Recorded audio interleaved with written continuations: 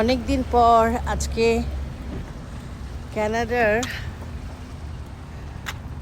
ওয়েদারটা বেশ ভালো, মাঝখানে একটু ভালো হয় আবার ঠান্ডা। এই যেমন ধরেন কালকেও কিন্তু প্রচণ্ড ঠান্ডা ছিল, তার আগের দিনও আরও ঠান্ডা ছিল। হঠাৎ করে আজকে আবার ওয়েদারটা ভালো হয়ে গেছে, একটু বাতাস আছে, ওই বাতাসটা আসলে গায়ে লাগে না। এই যে হঠাৎ করে নিজের মতো করে বেরিয়ে গেলাম, একটু ওয়ালমার্টে কাজ ছিল, মানে কিছু এসেনশিয়াল জিনিস কিনতে হলো। তারপরে আজকে নিজেকে ট্রিট কীরকম জানেন, আজকে ওই ম্যানিকিওর পেডিকিওর ওগুলো না, আসলে নিজের মতো করে থাকা। এটা তো বাংলাদেশে কখনো সম্ভবই না। ধরেন বাংলাদেশে ছোট হোক, একটু টিনেজার হোক, একটু মিডল এজ হোক বা আরও বয়োবৃদ্ধ হোক, এমন কোনো বাঙালি মেয়ে নাই যে আজে বাজে কথা শুনে না।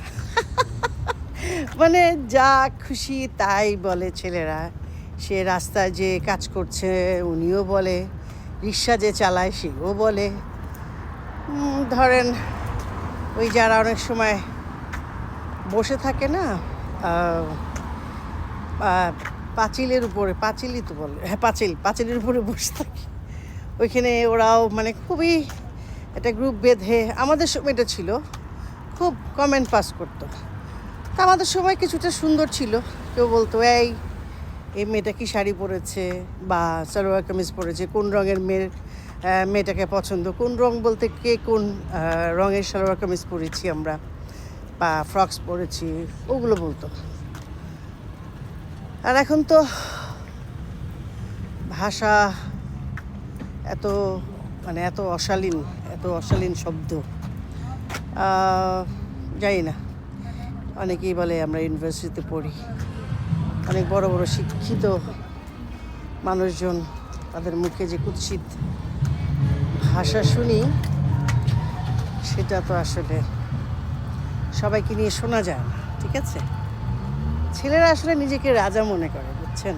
মানে ধরেন আমার ভাইটাই বা আমাদের আত্মীয় বা যার যার ভাই বোনরা হয়তো, ভাইরা বা বন্ধুরা হয়তো তাদের সাথে সাবধানে থাকে, কিন্তু আরেকজনের সামনে গেলেই যে ভাষা ব্যবহার করে সত্যি কানে নেওয়া যায় না। এনিওয়ে, তো আজকের দিনটা আমি খুব ভালো লাগছে। এখানে কেউ নেই বলতে আমার সাথে আমার পরিবারের কেউ নেই, আমার গার্ডিয়ান নেই, আমার ভাই নেই, আমার ছেলে নেই বা আমার পরিবারের কেউ নেই। It's my day today. So এই যে এখানে তো আর আমাকে কেউ চিনে না, হঠাৎ চিনে কোনো বাঙালি আসে ছবি তুলে, সেটা তো রিয়েলি খুবই ভালো। সো এনিওয়ে, আজকের দিনটা আমার, এই যে আমি এখন কফি খাবো,